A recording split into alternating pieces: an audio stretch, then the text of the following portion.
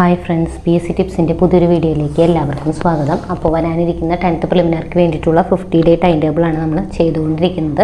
അപ്പോൾ ഇന്ന് 44ാമത്തെ ദിവസമാണ്.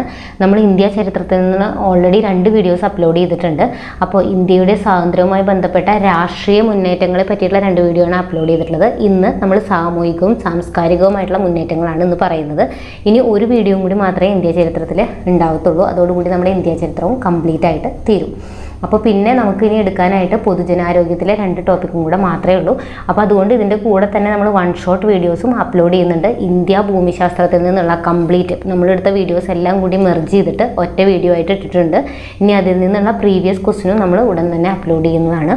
അപ്പോൾ ഇതിൻ്റെ എല്ലാം PDF നോട്ടുകൾ നിങ്ങൾക്ക് ടെലിഗ്രാമിൽ അവൈലബിൾ ആണ്. ടെലിഗ്രാമിൻ്റെ ലിങ്ക് ഡിസ്ക്രിപ്ഷനിൽ കൊടുക്കാം. അതേപോലെ തന്നെ നമ്മൾ ഇതുവരെ ചെയ്തിട്ടുള്ള എല്ലാ വീഡിയോസിൻ്റെയും പ്ലേലിസ്റ്റിൻ്റെ ലിങ്ക് ഡിസ്ക്രിപ്ഷനിൽ കൊടുക്കുന്നുണ്ട്. എല്ലാ വീഡിയോസും പെട്ടെന്ന് തന്നെ കണ്ടു തീർക്കുക. ഇനി വളരെ കുറച്ച് സമയം മാത്രമേ നമുക്ക് മുന്നിലുള്ളൂ. ഓക്കെ, അപ്പോൾ ഇന്നത്തെ വീഡിയോയിലേക്ക് നമുക്ക് പോകാം. അപ്പോൾ വീഡിയോ ആദ്യമായിട്ട് കാണുന്നവരുണ്ടെങ്കിൽ ഒന്ന് സബ്സ്ക്രൈബ് ചെയ്ത് സപ്പോർട്ട് ചെയ്തേക്കാം. അപ്പോൾ ഇന്ന് നമ്മൾ എടുക്കുന്നത് ഇന്ത്യയുടെ സ്വാതന്ത്ര്യവുമായി ബന്ധപ്പെട്ട സാമൂഹികവും രാഷ്ട്രീയപരവും സാംസ്കാരികപരമായിട്ടുള്ള മുന്നേറ്റങ്ങളാണ്. അപ്പോൾ രാഷ്ട്രീയപരമായിട്ടുള്ള മുന്നേറ്റങ്ങൾ നമ്മൾ ഓൾറെഡി കണ്ടു. കുറേ സമരങ്ങളും സത്യാഗ്രഹങ്ങളും അങ്ങനെ ഒരുപാട് ഇത് കണ്ടിട്ടുണ്ടായിരുന്നു. ഇനി മറ്റ് കലാപങ്ങളെ പറ്റിയിട്ടാണ് നമ്മൾ പറയുന്നത്. സാമൂഹികമായിട്ടുള്ള മുന്നേറ്റങ്ങൾ എന്ന് പറയുമ്പോൾ മറ്റ് കലാപങ്ങളാണ്. അതായത് ഈ കമ്പനി ഭരണത്തിൻ്റെ ചൂഷണങ്ങൾക്ക് ഇരയായത് ഏതെല്ലാം വിഭാഗങ്ങളായിരുന്നു? ഇതൊന്ന് നോട്ട് ചെയ്ത് വയ്ക്കണം. ടെക്സ്റ്റിലുള്ളതാണ്. കർഷകരെയും അതുപോലെ നെയ്ത്തുകാരെയും കൈത്തൊഴിലാളികൾ, ഗോത്രവർഗ്ഗക്കാരെ, ഇവരെയൊക്കെ കമ്പനി ഭരണം ചൂഷണം ചെയ്തിട്ടുണ്ട്. ഓരോരുത്തർക്കും അതിൻ്റേതായിട്ടുള്ള പ്രശ്നങ്ങൾ നേരിടേണ്ടി വന്നിട്ടുണ്ട്. കർഷകർക്കും അതുപോലെ നെയ്ത്തുകാർക്കും കൈത്തൊഴിലുകാർക്കും അതുപോലെ തന്നെ ഗോത്രവർഗ്ഗക്കാർക്കും. അപ്പോൾ കർഷകർക്ക് ഉണ്ടായിരുന്ന പ്രശ്നങ്ങൾ എന്തൊക്കെയാണ്? കർഷകർക്കുമേൽ അമിതമായിട്ടുള്ള നികുതി ഭാരം അടിച്ചേൽപ്പിച്ചു. കമ്പനി ഭരണത്തിൻ്റെ കാര്യങ്ങളാണ് പറയുന്നത്. കർഷകർക്കുമേൽ, അപ്പോൾ ഈ പോയിന്റുകളൊക്കെ നോട്ട് ചെയ്ത് വയ്ക്കുക. സ്റ്റേറ്റ്മെന്റ് ലെവലിൽ ചോദിക്കും.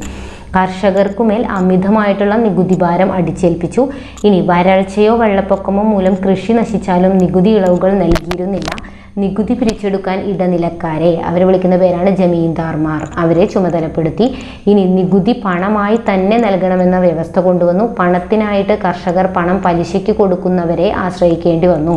അപ്പോൾ പണം പലിശയ്ക്ക് കൊടുക്കുന്നവരെ വിളിക്കുന്നതാണ് സാഹുക്കാർ എന്നുള്ളത്. അതായത് അവരുടെ അമിതമായിട്ടുള്ള നികുതി ഭാരം, അതാണ് മെയിൻ ഇഷ്യൂ. നികുതി അമിതമായിട്ട് ചുമത്താൻ തുടങ്ങി. അപ്പം നികുതി കൊടുക്കാത്തവർ നികുതി പണമായിട്ട് തന്നെ കൊടുക്കണം എന്ന് പറഞ്ഞു. അപ്പോൾ പണം പലിശയ്ക്ക് എടുക്കാനായിട്ട് തുടങ്ങി.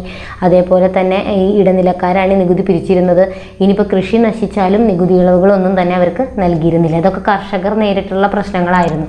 അപ്പോൾ അവരെന്തിലേക്ക് നയിച്ചു? കലാപത്തിലേക്ക് നയിച്ചു. അതുപോലെ നെയ്ത്തുകാർക്കും കൈത്തൊഴിലുകാർക്കും അതുപോലെ തന്നെ ഗോത്രവർഗ്ഗക്കാർക്കും ഒക്കെ പ്രശ്നങ്ങൾ നേരിട്ടപ്പോൾ ഇവരെല്ലാവരും എന്തിലേക്ക് പോയി? കലാപത്തിലേക്ക് പോവുകയാണ് ചെയ്യുന്നത്. അപ്പോൾ ഇനി ഗോത്ര ജനതയ്ക്ക് നേരിടേണ്ടി വന്ന പ്രശ്നങ്ങളെ പറ്റിയിട്ടാണ് പറയുന്നത്. എന്താ? കമ്പനിയുടെ ഇടപെടൽ കാർഷിക മേഖലയിൽ മാത്രമായിരുന്നില്ല. ഇന്ത്യയിലെ വനസമ്പത്ത് കൊള്ളയടിക്കുക എന്ന ലക്ഷ്യത്തോടു കൂടി അവർ വനനിയമങ്ങൾ ആവിഷ്കരിച്ചു. ഈ നിയമങ്ങൾ മുഖേന വനങ്ങൾ പൂർണ്ണമായിട്ട് എന്തായി? കമ്പനിയുടെ അധീനതയിലായി.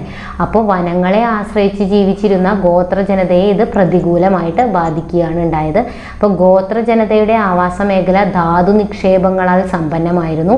ഇവ ചൂഷണം ചെയ്യുന്നതിനായിട്ട് റോഡ്, റെയിൽ സൗകര്യങ്ങൾ വർദ്ധിപ്പിച്ചു. ഇത് ഗോത്ര ജനതയുടെ ജീവിതം ദുസ്സഹമാക്കി. അപ്പോൾ കർഷകരെ മെയിനായിട്ട് പ്രശ്നം എന്തായിരുന്നു? അവർക്ക് മേലടിച്ചേൽപ്പിച്ച നികുതിയായിരുന്നു. ഗോത്ര ജനതയാണെങ്കിൽ അവർ വനങ്ങൾ കയ്യേറിയിട്ട് അവിടെയൊക്കെ റോഡ്, റെയിൽ ഗതാഗതങ്ങളൊക്കെ ആരംഭിച്ചു. അപ്പോൾ ഈ വനത്തെ ആശ്രയിച്ച് കഴിയുന്ന ഗോത്ര ജനതയുടെ ജീവിതം അതോടുകൂടി ദുസ്സഹമാവുകയാണ് ചെയ്യുന്നത്. അപ്പോൾ ഈ ബ്രിട്ടീഷുകാർക്കെതിരെ പോരാടിയിട്ടുള്ള ആൾക്കാരാണ് കണ്ടോ, മറാത്തയിലെ ഗോത്ര വിഭാഗക്കാരാണ് ഈ തന്നിട്ടുള്ളത്. ആരൊക്കെയാണ്? മറാത്തയിലെ ബീലുകൾ. ഇതൊക്കെ ഇങ്ങനെ ചോദിക്കൂട്ടോ, ചേരുംപടി ചേർക്കാനും ഒക്കെ ആയിട്ട് ചോദിക്കാറുണ്ട്. മറാത്തയിലെ ബീലുകൾ, അഹമ്മദ് നഗറിലെ കോലികൾ, ഛോട്ടാ നാഗ്പൂരിലെ കോളുകൾ, രാജ്മഹൽ കുന്നിലെ സാന്താൾമാർ, വയനാടിലെ കുറിച്യർ.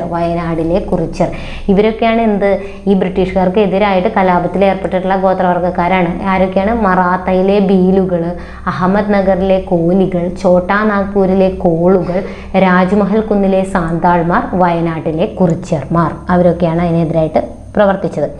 ഇനി നെയ്ത്തുകാരെ എങ്ങനെയാണ് അതൊക്കെ ബാധിച്ചത്? അസംസ്കൃത വസ്തുവായിട്ടുള്ള പരുത്തി കമ്പനി എന്താ ചെയ്തത്? ബ്രിട്ടനിലേക്ക് കയറ്റി അയച്ചു.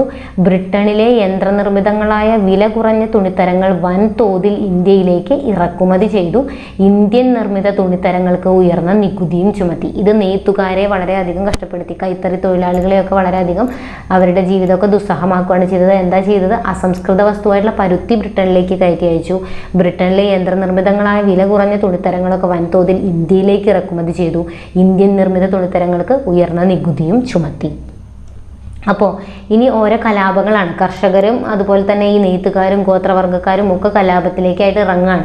അപ്പോൾ നമുക്കിത് ഈ ഓരോ പോയിന്റുകളും പഠിക്കാനുള്ളതാണ്. നീലം കലാപം. നീലം കലാപം എവിടെയാണ്? ബംഗാളിലാണ്. നീലം കലാപം നടന്നത് ബംഗാളിലാണ്. അതായത് ബംഗാളിലെ നീലം കർഷകർ ബ്രിട്ടീഷുകാരുടെ ചൂഷണത്തിനെതിരായിട്ട് നടത്തിയ കലാപമാണ് നീലം കലാപം. ബംഗാളിലെ നീലം കർഷകർ ബ്രിട്ടീഷുകാർക്കെതിരായി നടത്തിയ കലാപമാണ് നീലം കലാപം.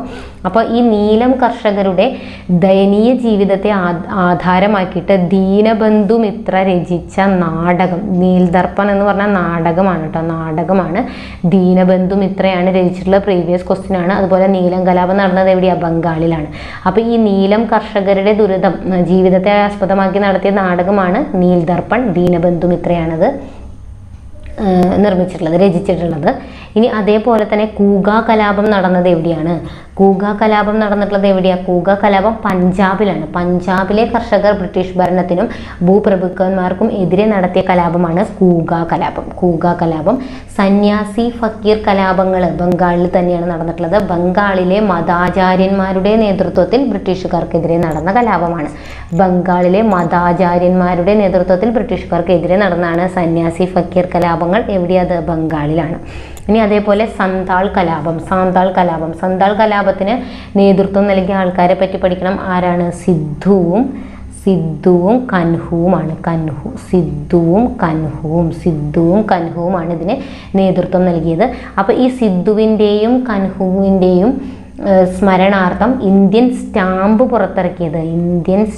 പുറത്തിറക്കിയ വർഷം ടെക്സ്റ്റിലുള്ളതാണ് 2002 ആണ്. 2002 സ്റ്റാമ്പ് പുറത്തിറക്കിയത്. ഇനി അതേപോലെയുള്ളതാണ് തേബാഗ സമരം. എവിടെയാണ്? ബംഗാളിലാണ്. തെലങ്കാന സമരം നടന്നത് ആന്ധ്രാപ്രദേശിലാണ്. തേബാഗ സമരം ബംഗാൾ, തെലങ്കാന സമരം എവിടെയാണ്? ആന്ധ്രാപ്രദേശിലാണ്. ഈ പൈഗ കലാപം നടന്നത് എവിടെയാണ്? ജസ്റ്റ് ഒന്ന് നോട്ട് ചെയ്ത് നോക്കിയാൽ. പൈഗ കലാപം നടന്നിട്ടുള്ളത് ഒറീസയിലാണ്. ഒഡീഷയിലെ ഖൊർദയിലാണ് എന്ത് നടന്നിട്ടുള്ളത്? പൈഗ കലാപം നടന്നിട്ടുള്ളത്. അതേപോലെയുള്ളതാണ് വെല്ലൂർ ലഹള. പണ്ട് ചോദിച്ചിട്ടുള്ളതാണ്. വെല്ലൂർ ലഹള നടന്ന വർഷം 1806 വെല്ലൂർ ലഹള. അതായത് ഈസ്റ്റ് ഇന്ത്യ കമ്പനിയുടെ സൈന്യത്തിലെ ഇന്ത്യൻ ശിപ്പായിമാർ നടത്തിയിട്ടുള്ള ആദ്യത്തെ കലാപമാണ്. ഇന്ത്യൻ ശിപ്പായിമാർ നടത്തിയ ആദ്യ കലാപമാണ് എന്ത്? വെല്ലൂർ ലഹള കേട്ടോ. 1806 വെല്ലൂർ ലഹള നടന്നിട്ടുള്ളത്. ഓക്കെ. ഇനി നമ്മൾ ഈ ബ്രിട്ടീഷുകാർക്കെതിരെ കലാപങ്ങൾ നടന്ന സ്ഥലങ്ങളും അവിടെ നേതൃത്വം നൽകിയതുമാണ്. ഈ സ്ഥലത്തൊക്കെ ആരാണ് നേതൃത്വം നൽകിയത്? ബ്രിട്ടീഷുകാർക്കെതിരായി നടന്ന കലാപങ്ങളാണ് ഇതൊക്കെ. അപ്പോൾ തിരുവിതാംകൂറിൽ അതിന് നേതൃത്വം നൽകിയത് വേലുത്തമ്പിയാണ്. മലബാറിൽ പഴശ്ശിരാജയാണ്. കൊച്ചിയിൽ പാലിയത്തച്ഛനാണ്. തിരുനെൽവേലിയിലെ വീരപാണ്ഡ്യ കട്ടബൊമ്മൻ. കർണാടകയിൽ കിട്ടൂർ ചിന്നമ്മ. ഔദില് രാജാ ചെയ്ത് സിംഗ് ആണ്. ശിവഗംഗയിലെ മരുതുപ്പാണ്ഡ്യനാണ്. തിരുവിതാംകൂറിലെ വേലുത്തമ്പി, മലബാറിലെ പഴശ്ശിരാജ, കൊച്ചിയിൽ പാലിയത്തച്ഛൻ, തിരുനെൽവേലി വീരപാണ്ഡ്യ കട്ടബൊമ്മൻ, കർണാടകയിലെ കിട്ടൂർ ചിന്നമ്മ, ഔദിലെ രാജാ ചെയ്ത് സിംഗ്, ശിവഗംഗയിലെ മരുതുപ്പാണ്ഡ്യൻ. ഇനി കുറേ സാമൂഹിക പരിഷ്കരണങ്ങളുണ്ട്. അതായത് ഈ സാമൂഹിക പരിഷ്കർത്താക്കൾ ഇതിനു വേണ്ടി പ്രവർത്തിക്കാൻ കാരണം എന്താ? അതിൻ്റെ ലക്ഷ്യങ്ങളാണ് ഈ തന്നിട്ടുള്ളത്. ലക്ഷ്യങ്ങളാണ് എന്ത്? ഇന്ത്യൻ സമൂഹത്തിൽ നിലനിൽക്കുന്ന വിവിധ അനാചാരങ്ങളെ എതിർക്കുക. ഇനി നമ്മൾ സാംസ്കാരികമായിട്ടുള്ള മുന്നേറ്റങ്ങളിലേക്കാണ് പോകുന്നത്. അപ്പോൾ അവിടെ ആദ്യം സാമൂഹ്യ പരിഷ്കരണം എന്ന് പറയുന്ന ഒരു കാര്യം വരുന്നത്. അവിടെ നമ്മൾ എന്താ ചെയ്യുന്നത്? ഇന്ത്യൻ സമൂഹത്തിൽ നിലനിൽക്കുന്ന വിവിധ അനാചാരങ്ങളെ എതിർക്കുക. എല്ലാ മനുഷ്യർക്കും വിവേചനങ്ങളില്ലാതെ വഴി നടക്കാനും വസ്ത്രം ധരിക്കാനും വിദ്യാഭ്യാസം നേടാനുമുള്ള പൗരാവകാശങ്ങൾ നേടിയെടുക്കുക. അതായത് ഇതിൻ്റെ ഫലമായിട്ട് കുറേ വിദ്യാഭ്യാസ സ്ഥാപനങ്ങളും കുറേ സയൻറ്റിഫിക് സൊസൈറ്റികളും ഒക്കെ സ്ഥാപിതമായിട്ടുണ്ട്. അപ്പോൾ ആ കാര്യങ്ങളൊക്കെയാണ് നമ്മളിവിടെ പറയുന്നത്. അപ്പോൾ ആദ്യം തന്നെ ഇവിടെ ഓർത്തിരിക്കേണ്ട പോയിന്റ് എന്താണെന്ന് വെച്ച് കഴിഞ്ഞാൽ രാജാറാം മൊഹറോയെ പറ്റിയിട്ടാണ്. ജാതി വ്യവസ്ഥയെയും സതി എന്ന ദുരാചാരത്തെയും ശക്തമായി എതിർത്ത വ്യക്തിയാണ് രാജാറാം മൊഹറോയ്. അതേപോലെ ബ്രഹ്മസമാജം എന്ന പ്രസ്ഥാനം സ്ഥാപിച്ചു. ഓക്കെ. അപ്പോൾ പഠിക്കേണ്ട പോയിന്റ് മാത്രം എടുത്ത് പറയാണ്. ബ്രഹ്മസമാജം പ്രീവിയസ് ക്വസ്റ്റ്യൻ ആണ്. ബ്രഹ്മസമാജം സ്ഥാപിച്ചത് രാജാറാം മൊഹറോയാണ്. സതിയെയും അതുപോലെ തന്നെ ജാതി വ്യവസ്ഥയെയും ഒക്കെ ശക്തമായി എതിർത്ത വ്യക്തിയാണ് രാജാറാം മൊഹറോയ്. അതേപോലെ ഇനി ഇവിടെ പഠിക്കേണ്ടതാണ് ഈശ്വരചന്ദ്ര വിദ്യാസാഗർ. ഈശ്വരചന്ദ്ര വിദ്യാസാഗർ വിധവകളുടെ പുനർവിവാഹത്തിനായിട്ട് പ്രവർത്തനം നടത്തി. 1856 ഹിന്ദു വിധവ പുനർവിവാഹ നിയമം പാസാക്കി. അപ്പോൾ വിധവകളുടെ പുനർവിവാഹത്തിന് നേതൃത്വം നൽകിയ വ്യക്തിയാണ് ഈശ്വരചന്ദ്ര വിദ്യാസാഗർ. 1856 ഹിന്ദു വിധവ പുനർവിവാഹ നിയമം പാസാക്കിയത്. അവിടെ ആ പോയിന്റ് ഓർത്തിരിക്കാം. ഇനി അതേപോലെ തന്നെ പണ്ഡിറ്റ് രമാഭായ് ബോംബെയിൽ സ്ഥാപിച്ച ശാരദാ സദൻ, അതെന്തിനു വേണ്ടിയിട്ടാണ്? വിധവകൾക്ക് വിദ്യാഭ്യാസം നൽകാൻ വേണ്ടിയിട്ടാണ്. അപ്പോൾ ഒന്നുമില്ല, ശാരദാ സദൻ സ്ഥാപിച്ചത് ആരാന്ന് ചോദിക്കും. ആരാണ്? പണ്ഡിറ്റ് രമാഭായി ആണ്. എവിടെയാണ്? ബോംബെയിലാണ്. പ്രീവിയസ് ക്വസ്റ്റ്യൻ ആണ്, ഇതും പ്രീവിയസ് തന്നെയാണ്. ഹിന്ദു വിധവ പുനർവിവാഹ നിയമം 1856 അതിന് നേതൃത്വം നൽകിയ വ്യക്തിയാണ് ഈശ്വരചന്ദ്ര വിദ്യാസാഗർ. അപ്പോൾ ശാരദാ സദൻ സ്ഥാപിച്ചത് ബോംബെയിലാണ്, പണ്ഡിറ്റ് രമാഭായി ആണ്. ഇനി പരിഷ്കരണ പ്രസ്ഥാനങ്ങളും അതുപോലെ അതിൻ്റെ പരിഷ്കർത്താക്കളുമാണ്. ഇത് ഇടയ്ക്കിടയ്ക്ക് ചോദിക്കാറുള്ളതാണ്. ആര്യ സമാജം സ്ഥാപിച്ചത് ആരാ? സ്വാമി ദയാനന്ദ സരസ്വതിയാണ്. ആര്യ സമാജം സ്വാമി ദയാനന്ദ സരസ്വതി. രാമകൃഷ്ണ മിഷൻ സ്വാമി വിവേകാനന്ദനാണ്. അലിഗഡ് പ്രസ്ഥാനം സർ സയ്യിദ് അഹമ്മദ് ഖാൻ ആണ്. അലിഗഡ് പ്രസ്ഥാനം സർ സയ്യിദ് അഹമ്മദ് ഖാൻ ആണ്. ഇനി പ്രാർത്ഥനാ സമാജം സ്ഥാപിച്ചത് ആരാ? ആത്മാറാം പാണ്ഡുരംഗാണ്. Atmaram Pandurang. Theosophical Society Annie Besant ആണ്. Theosophical Society Annie Besant. എല്ലാം പഠിച്ചു വയ്ക്കുക. ആര്യ സമാജം സ്വാമി ദയാനന്ദ സരസ്വതിയാണ്. രാമകൃഷ്ണ മിഷൻ സ്വാമി വിവേകാനന്ദൻ. അലിഗഡ് പ്രസ്ഥാനം സർ സയ്യിദ് അഹമ്മദ് ഖാൻ ആണ്. പ്രാർത്ഥനാ സമാജം ആത്മാറാം പാണ്ഡുരംഗ്. ഇനി തിയോസഫിക്കൽ സൊസൈറ്റി ആനി ബസന്റ് ആണ്. ഇനി ഹിതകാരിണി സമാജം വീരേശലിംഗമാണ് ഹിതകാരിണി സമാജം സ്ഥാപിച്ചത്. സത്യശോചക് സമാജമാണെങ്കിലോ സത്യശോചക് സമാജം ജ്യോതിബാബുലെയാണ്. സ്വാഭിമാന പ്രസ്ഥാനം ഇ വി രാമസ്വാമി നായ്ക്കറാണ്. ശ്രീനാരായണ ധർമ്മപരിപാലന യോഗം ശ്രീനാരായണ ഗുരു. ഇതെല്ലാം പ്രീവിയസ് ക്വസ്റ്റ്യൻ ആണ്. അപ്പോൾ ഒന്നും വിടാതെ എല്ലാം തന്നെ പഠിക്കുക, ആ പ്രസ്ഥാനങ്ങളും അത് സ്ഥാപിച്ച ആൾക്കാർ. ഇനി അതേപോലെ ഇപ്പോൾ ഈ സാമൂഹ്യ പരിഷ്കർത്താക്കളുടെയൊക്കെ പ്രവർത്തന ഫലമായിട്ട് ഇന്ത്യയിൽ കൊണ്ടുവന്ന മാറ്റങ്ങൾ എന്തൊക്കെയാണ്? സാമൂഹിക അനാചാരങ്ങളെ നിരോധിച്ചുകൊണ്ടുള്ള ഒരുപാട് നടപടികളുണ്ടായി. അതായത് ഇപ്പോൾ ഈ സാമൂഹ്യ പരിഷ്കർത്താക്കളും ഈ പ്രസ്ഥാനങ്ങളും ഒക്കെ രൂപീകരിച്ച് ഇതിനു വേണ്ടി പ്രവർത്തിച്ചപ്പോൾ എന്തൊക്കെ മാറ്റങ്ങളാണ് ഇവിടെ ഉണ്ടായത്? ശൈശവ വിവാഹവും ബഹുഭാര്യത്വവും നിരോധിച്ചു. അതിൻ്റെ ഫലമായിട്ടുണ്ടായതാണ് ശൈശവ വിവാഹവും ബഹുഭാര്യത്വവും നിരോധിച്ചു. ഇതൊക്കെ സ്റ്റേറ്റ്മെൻ്റ് ആയിട്ട് വരും. അടിമത്വം നിരോധിച്ചു. വിധവാ പുനർവിവാഹം നടപ്പിലാക്കി. സതി നിരോധിച്ചു. പെൺ ശിശുഹത്യ നിരോധിച്ചു. 12 വയസ്സിന് താഴെ പ്രായമുള്ള പെൺകുട്ടികളുടെ വിവാഹത്തിന് വിലക്കേർപ്പെടുത്തി. എല്ലാം ഇമ്പോർട്ടൻ്റ് ആണ്.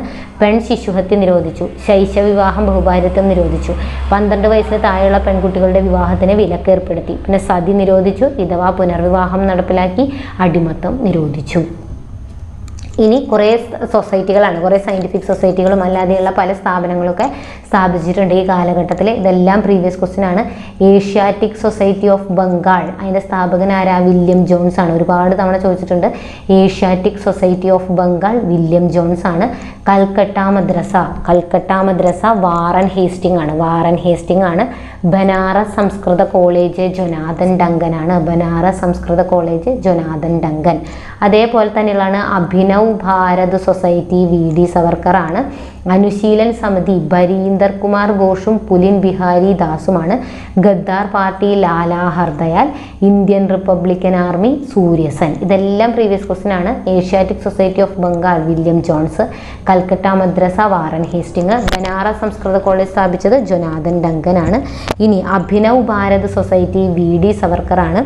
അനുശീലൻ സമിതി ആരുടെയാണ്? ബരീന്ദർ കുമാർ ഘോഷും പുലിൻ ബിഹാരി ദാസുമാണ്. ഇനി ഗദ്ദാർ പാർട്ടി ലാലാ ഹർദയാലാണ്.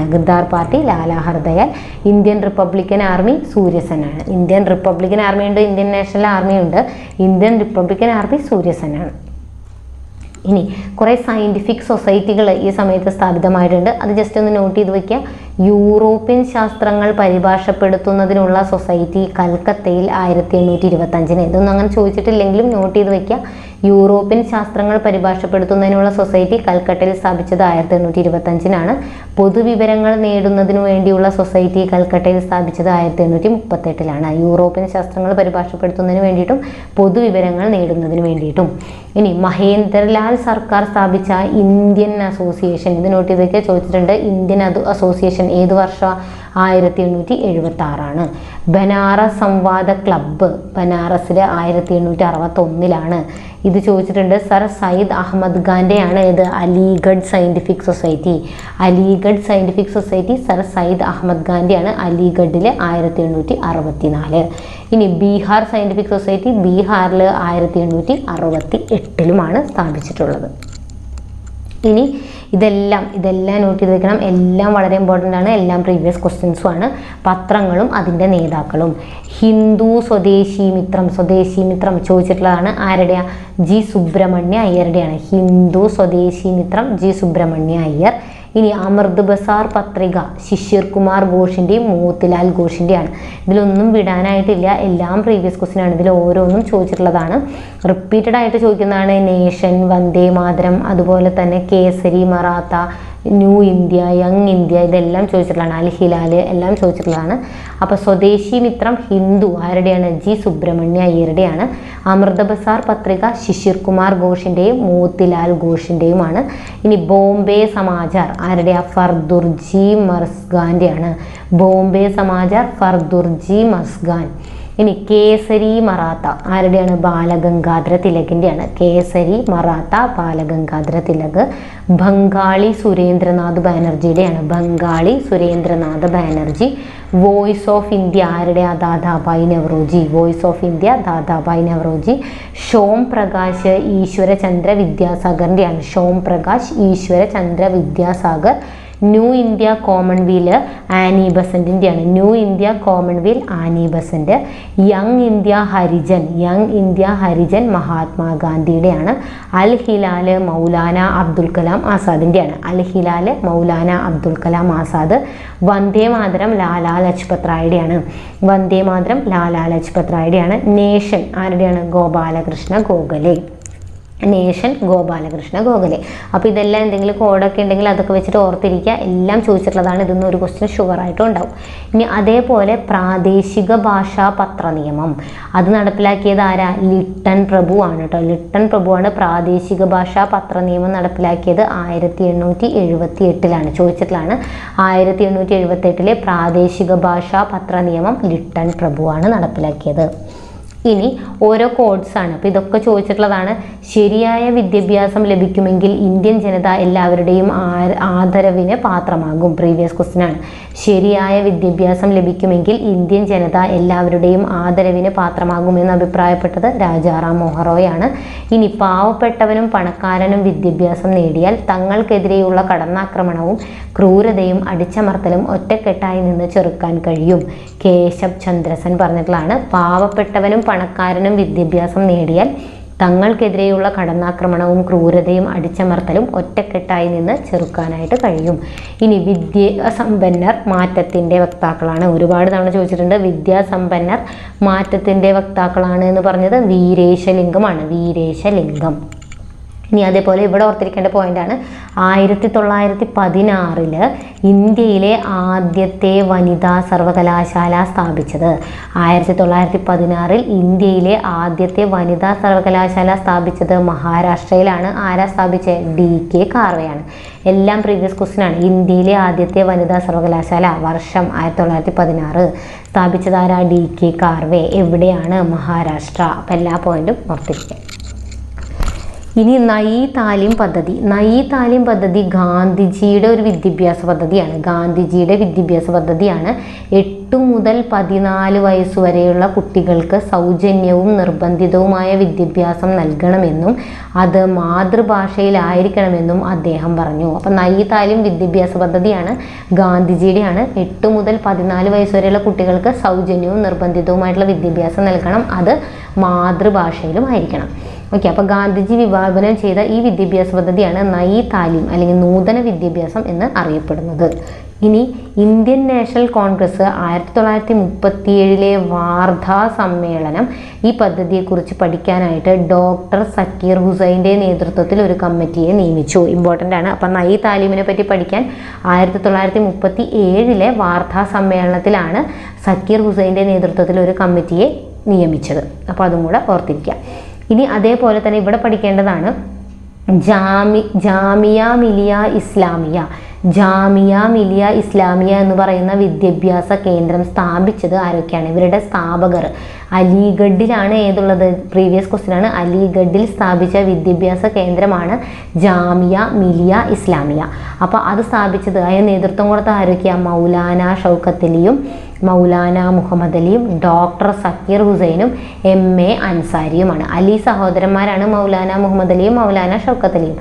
പിന്നെ ഡോക്ടർ സക്കീർ ഹുസൈനും MA അൻസാരിയും ഇതിന് നേതൃത്വം കൊടുത്തിട്ടുണ്ട്. ഇനി കുറച്ച് പോയിന്റ്സ് അല്ലാതെ ഓർത്തിരിക്കേണ്ടതാണ്. സാരേ ജഹാം സെ അച്ഛ എന്ന് പറയുന്ന ഗാനം എഴുതിയത് ആരാ?